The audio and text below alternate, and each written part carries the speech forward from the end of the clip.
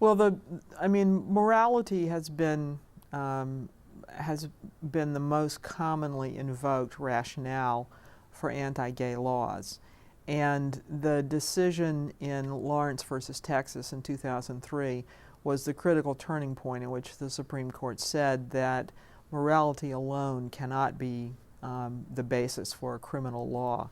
And so the courts have since then, we've seen differences in the courts in terms of how broadly or how narrowly they have applied that. But I think the court was exactly right in saying that that if there's a real harm, if there's a material, concrete, real harm, then conduct can certainly be prohibited.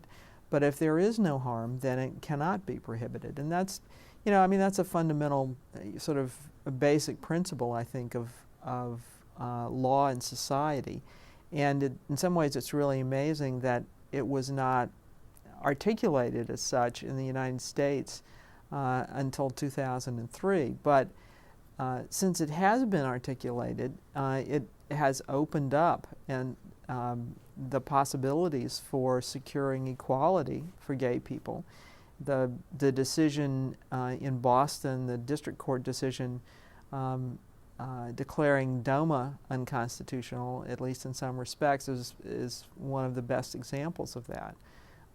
The court saying, we used to have a regime, a legal regime, prior to Lawrence versus Texas that I've described as being categorical inequality. That is, that under the law and under the Supreme Court's decision in Bowers versus Hardwick that upheld a sodomy law, the courts said, well, look, I mean, you can, this category of people can be prosecuted and put in jail for activities they engage in. And so, of course, they can be subject to other lesser penalties and being put in jail. So it really was a kind of categorical inequality. That is a sort of,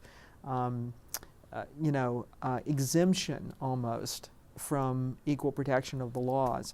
And that decision, the Bowers versus Hardwick decision, became one of the most embarrassing decisions the Supreme Court has ever issued. And I think one of the reasons that the language in the Lawrence versus Texas opinion was so strong in repudiating that decision was that the justices were, there were mostly new justices on the court by then, and I think there really was a sense that that was a kind of stain on American constitutional law.